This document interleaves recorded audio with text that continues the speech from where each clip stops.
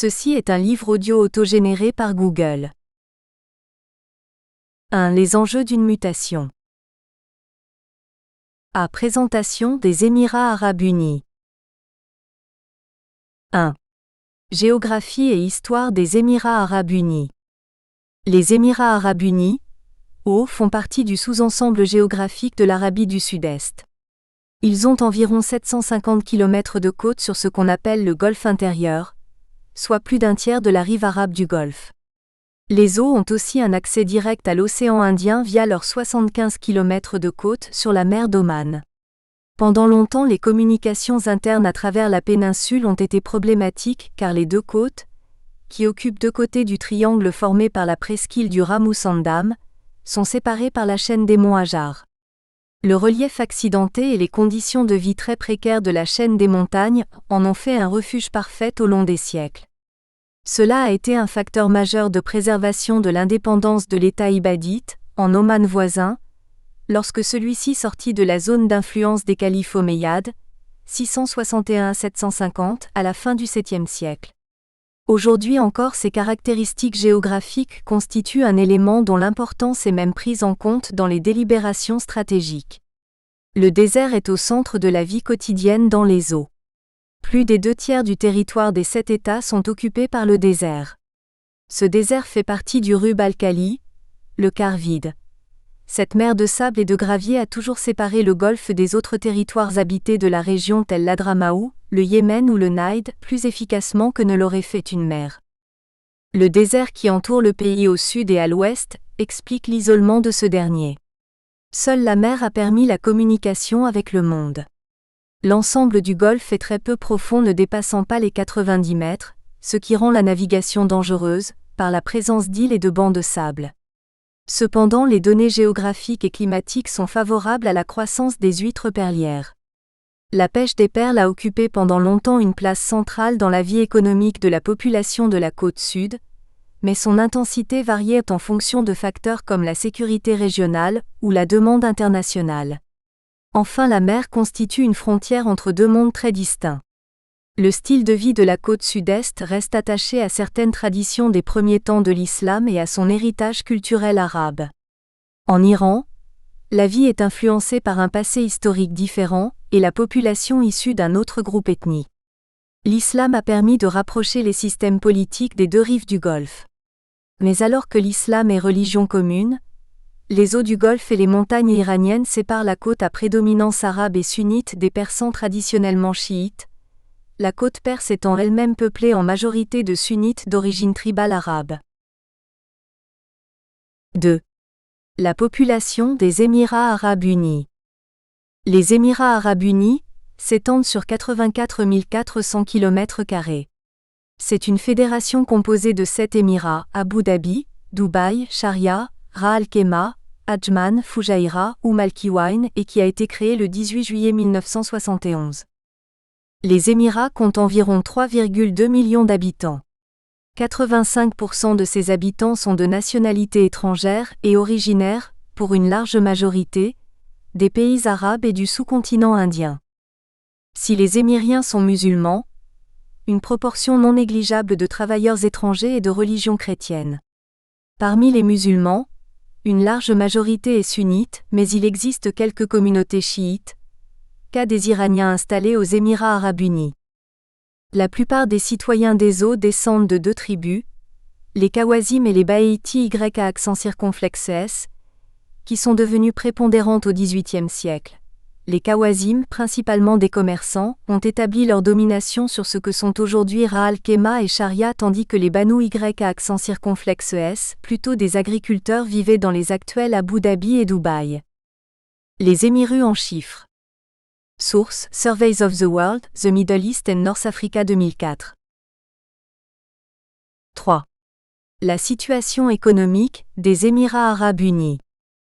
Rendre compte de la croissance économique dans les eaux n'est pas sans difficulté. Dans toutes les statistiques publiées, c'est la croissance nominale du PIB qui est prise en compte. Étant donné que les estimations officielles de l'inflation sont habituellement considérées comme extrêmement modestes, les estimations officieuses varient considérablement. Toutefois, de manière générale, depuis la découverte de ressources pétrolières en 1958, les performances de l'économie des eaux ont été très fortement corrélées aux variations du prix du pétrole et aux volumes exportés. L'économie des eaux est communément perçue comme une économie de marché libre, offrant aux investisseurs des conditions sûres. Les eaux ont été extrêmement bien classées par plusieurs centres d'études économiques. La Fondation du patrimoine mondial, WHF, basée à Washington DC, les a classés 24e sur 161 pays et 2e parmi les pays du Moyen-Orient et de l'Afrique du Nord. L'indice de liberté économique du WHF définit la liberté économique comme l'absence de coercition ou de contrainte de la part du gouvernement sur la production, la distribution ou la consommation de marchandises et de services au-delà de ce qui est nécessaire pour que les citoyens puissent protéger et préserver la liberté. Dans un même temps, Euromoney, qui se spécialise dans l'évaluation des risques politiques et économiques dans le monde, considère les eaux comme le pays arabe le plus sûr en matière d'investissement et les a placés au 27e rang des pays les plus sûrs au monde. Euromoney évalue, 2 fois par an, les risques politiques, économiques, financiers et d'investissement présentés par 185 pays. Lors de l'enquête menée en 2002, les eaux ont obtenu 79,32 points par rapport à une échelle de sécurité financière où le 100 correspond à la sécurité totale. L'indice est centré sur la capacité de chaque pays à rembourser ses dettes et à remplir ses obligations financières et économiques, qui reflète clairement la situation en matière d'investissement. Le degré d'intérêt suscité par les nouvelles entreprises constitue une autre indication de la solidité du monde des affaires aux eaux en 2001. La Chambre de commerce et d'industrie d'Abu Dhabi, ADCCI, a enregistré une hausse du nombre de membres inscrits. Le nombre total de nouveaux membres et de membres ayant renouvelé leur inscription a atteint 27 973, soit 2,7% de plus que l'année précédente. Les entreprises bénéficient de l'assistance des chambres de commerce de chacun des Émirats, ainsi que de celles d'autres organisations de groupes commerciaux. Durant les dernières années, le gouvernement a pris conscience que la stabilité et la croissance ne vont pas nécessairement de pair avec une économie axée sur l'extraction d'une unique ressource. Ceci a généré un engagement en faveur d'une économie diversifiée. Les politiques de développement des eaux suggèrent de lier l'économie pétrolière à l'économie nationale à travers différentes formes d'investissement. En effet, la diversification de l'économie nationale va nécessiter de nombreux investissements en infrastructures, dans l'industrie et dans la promotion du secteur des services. Les fluctuations persistantes du marché international du pétrole sous-tendent l'importance accordée à la politique de diversification économique par les eaux. Malgré l'ampleur des succès remportés dans le secteur non pétrolier, le pétrole et le gaz restent les sources de revenus les plus importantes des eaux. La dure réalité des puits de pétrole qui commencent à s'assécher s'est déjà manifestée à Dubaï, où les projets de diversification économique sont les plus évidents. D'une manière très concrète, la forte détermination de Dubaï à surmonter les obstacles économiques est un exemple pour les autres Émirats, voire même pour les autres pays producteurs de pétrole, de ce qui peut être réalisé grâce à une bonne planification, une gestion professionnelle, une participation active du secteur privé et ce qui est plus important encore, grâce à la vision et au soutien des dirigeants nationaux. A. Une économie de marché libre. Les eaux poursuivent une économie de marché libre, sans aucune restriction sur les importations et les exportations, ni sur les mouvements de capitaux. Le pays jouit d'une réputation financière solide, soutenue par un système bancaire extrêmement bien organisé et contrôlé qui va de pair avec ceux des grands pays industrialisés. La croissance économique a été considérablement stimulée par le développement des nombreuses zones franches réparties sur l'ensemble des eaux, comme nous le verrons ultérieurement. Entre 1995 et 2001, le produit intérieur brut, PIB du pays a augmenté à un taux annuel de 8,4%, tandis que la population, autochtone et expatriée, augmentait de 6,35%. La population active dépassait 1 853 000 à la fin 2001, ce qui représente une hausse de 9,5%. B. Recettes du gouvernement. Suite à la baisse des bénéfices à l'exportation du pétrole et du gaz, qui a résulté de la chute des prix, Les recettes totales dans le bilan financier consolidé du gouvernement ont diminué de 8,6% en 2001 pour atteindre 68,0 milliards de dirhams, contre 74,4 milliards en 2000.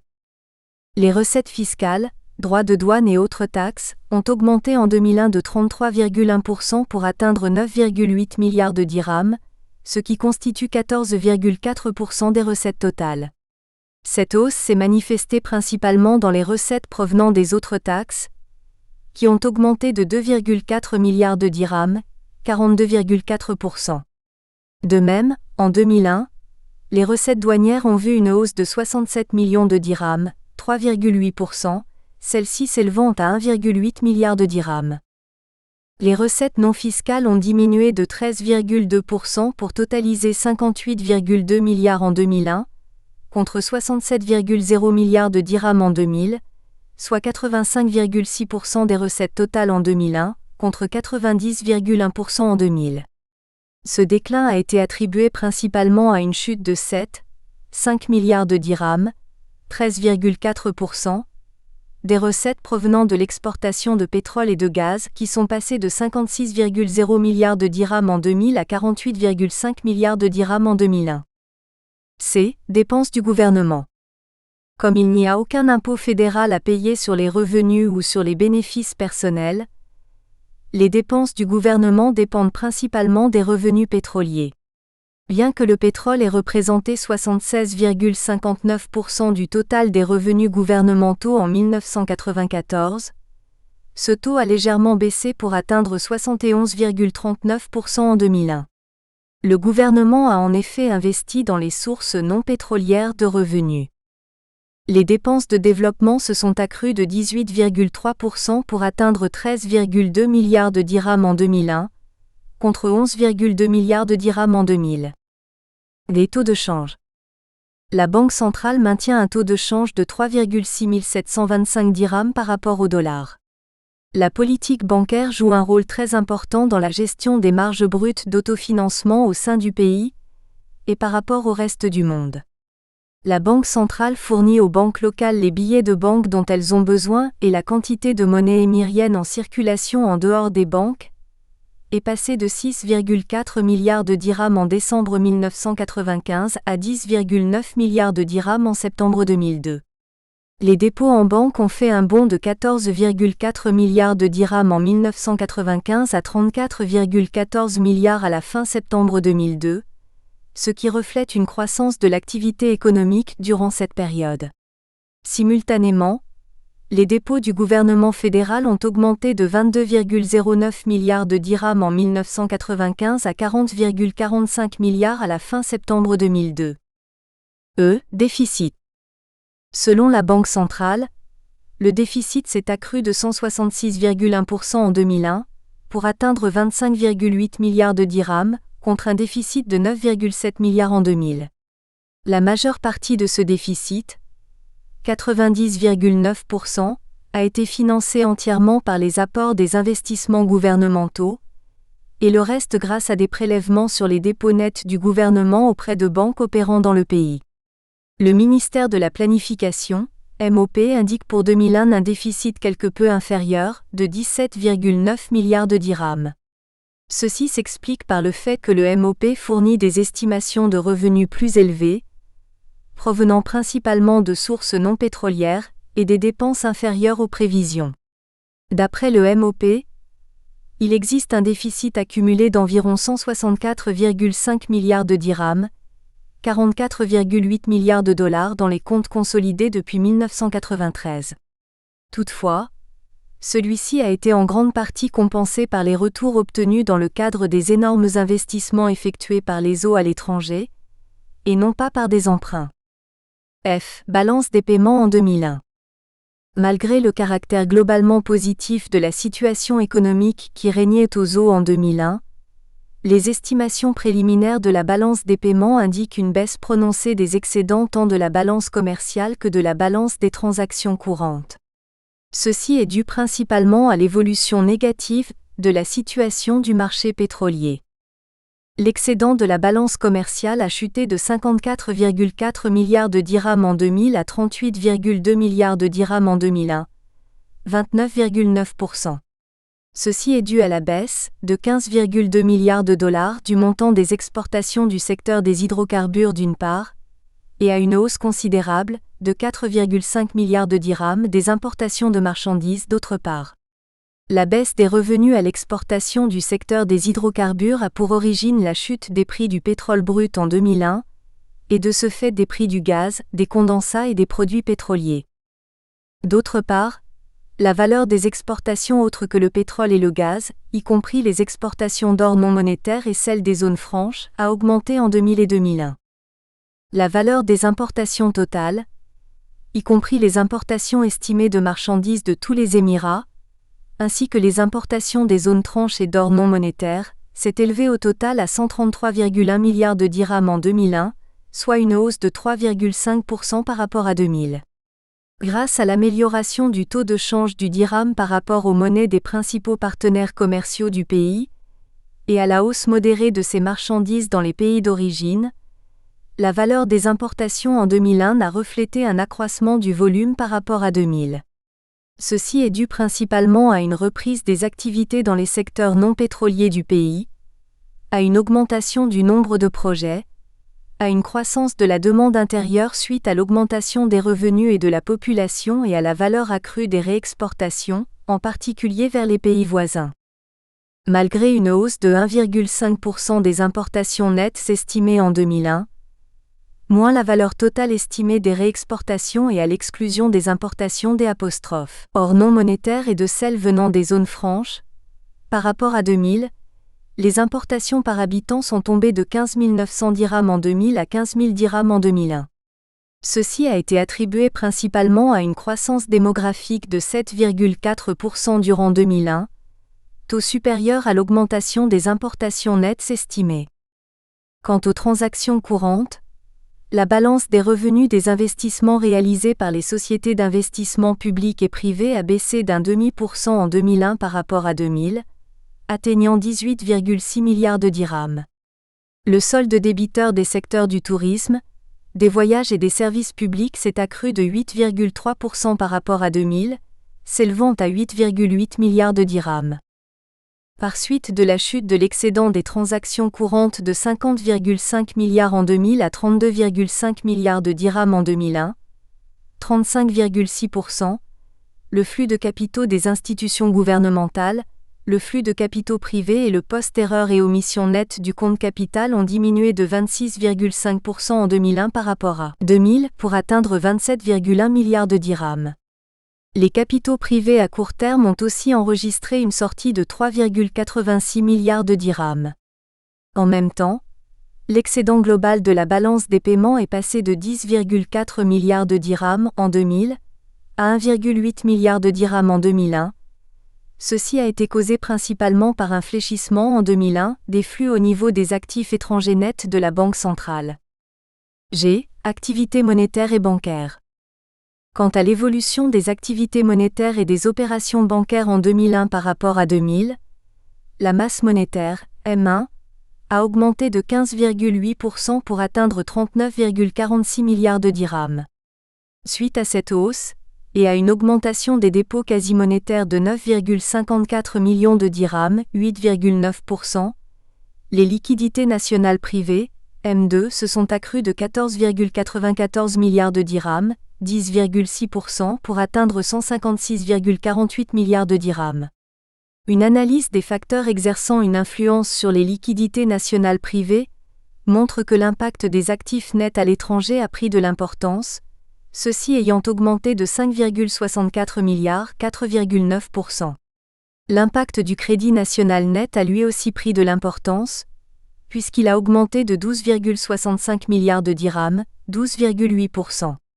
L'impact des autres facteurs nets, capital, réserves, provisions et autres, qui ont augmenté de 3,35 milliards de dirhams, 4,7% sur les liquidités nationales privées, M2 a été récessionnaire. H. Les prêts et les participations. Les prêts et participations ont augmenté de 184,2% par rapport à 2000, s'élevant à 49 milliards de dirhams, dont 12,2% ont été dépensés loyalement. I. L'indice des prix à la consommation en 2001. Les données récemment publiées par le ministère de la Planification, MOP, indiquent que l'indice général des prix à la consommation, année de référence 1995, est passé de 110,7 à 113,1 en 2001, plus 2,2%. Cette augmentation provient de la hausse des prix dans les principaux groupes de dépenses, bien que celle-ci ait été principalement ressentie dans le groupe qui comprend les loisirs, l'éducation et les activités culturelles, les soins et les services médicaux, ainsi que les transports et la communication, ceux-ci représentant ensemble 27,1% du total. La hausse la plus marquée s'est manifestée dans le groupe loisirs, éducation et services culturels, où l'indice des prix à la consommation est passé de 115,2 en 2000 à 125,0 en 2001. Ce groupe représente 10,3% du total. Il est à noter que l'indice des prix à la consommation de l'alimentation, des boissons et du tabac, et celui des logements et des services liés au logement, représentant ensemble au total 50,6% dans l'indice général des prix à la consommation, ont augmenté respectivement de 1,3,4 et 96,1 en 2000 à 113,6 et 98,1 en 2001. Les secteurs économiques non pétroliers des eaux ont connu une activité marquée au cours de 2001, et dans un même temps, ont vu leur taux de croissance respectif augmenter, malgré la fluctuation des prix pétroliers.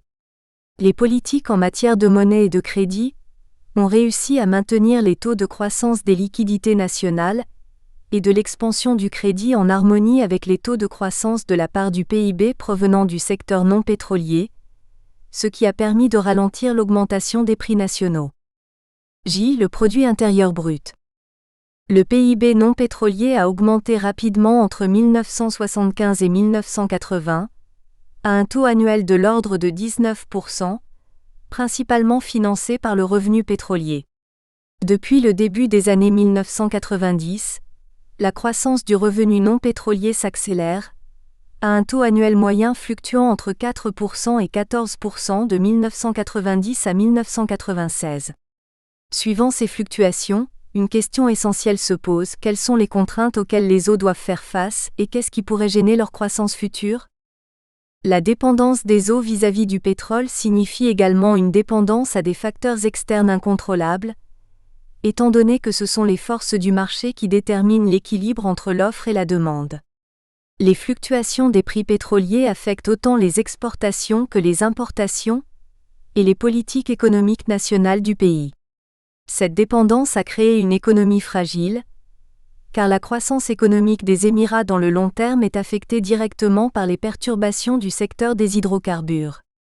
Le ralentissement de l'activité économique donne aux dirigeants l'opportunité de porter un regard critique sur les précédentes politiques de développement menées aux eaux, en cherchant à obtenir une utilisation plus rationnelle et efficiente des ressources. Tout comme les autres pays du CCG, les eaux manquent de ressources naturelles autres que les hydrocarbures. Le potentiel d'expansion pour le secteur agricole est en effet limité, de par les facteurs climatiques, des ressources d'eau limitées et la pauvreté des sols. Ainsi, la contribution du secteur agricole au PIB est assez faible, et le manque de ressources naturelles prive le pays de matières brutes requises pour relancer la production locale et fédérale. La croissance réalisée dans les secteurs non pétroliers a été attribuée principalement à l'adoption de politiques économiques appropriées, au renforcement de la demande nationale, en particulier dans le secteur des entreprises financières et d'autres secteurs tels que les transports, la communication, la construction et l'immobilier, sans compter le rôle du gouvernement qui a apporté son soutien aux services publics et accordé des subventions au secteur de l'électricité et de l'agriculture. Les données sur la croissance des secteurs non pétroliers et sur leur contribution à l'augmentation de la production en 2001 indiquent que le secteur des entreprises financières a connu le taux de croissance le plus élevé, celui-ci atteignant 13,6%. En 2001, la production non pétrolière était de 169,0 milliards de dirhams, soit 77,9% du PIB, contre 163,0 milliards de dirhams et un taux de 76,1% en 2000. La production des secteurs des marchandises a atteint 112,0 milliards de dirhams, soit 51,6% du PIB en 2001, contre 114,48 milliards de dirhams et un taux de 53,4% en 2000. Le taux de croissance dans les secteurs non pétroliers a atteint 3,7%, tandis que la production du secteur du pétrole et du gaz naturel a chuté de 6,5% en 2001 par rapport à 2000, du fait d'une baisse de 14,3% du prix du pétrole qui est tombé à 23,3 $ le baril. Par conséquent, la valeur ajoutée de ce secteur a chuté de 51,3 milliards de dirhams en 2000 à 48,0 milliards en 2001, et de ce fait sa contribution au PIB est tombée à 22,1% en 2001, contre 23,9% en 2000. D'autre part, la production du secteur pétrolier a baissé de 51,3 milliards de dirhams en 2000 à 48,0 milliards en 2001, moins 6,5%. La contribution de ce secteur au PIB est tombée de 23,9% en 2000 à 22,1% en 2001. Ceci a été attribué principalement à la chute des prix moyens du pétrole, qui sont passés de 27,2 $. Nous espérons que vous avez apprécié cet aperçu. Pour continuer à écouter ce livre audio sur Google Play Livres, utilisez le lien dans la description de la vidéo.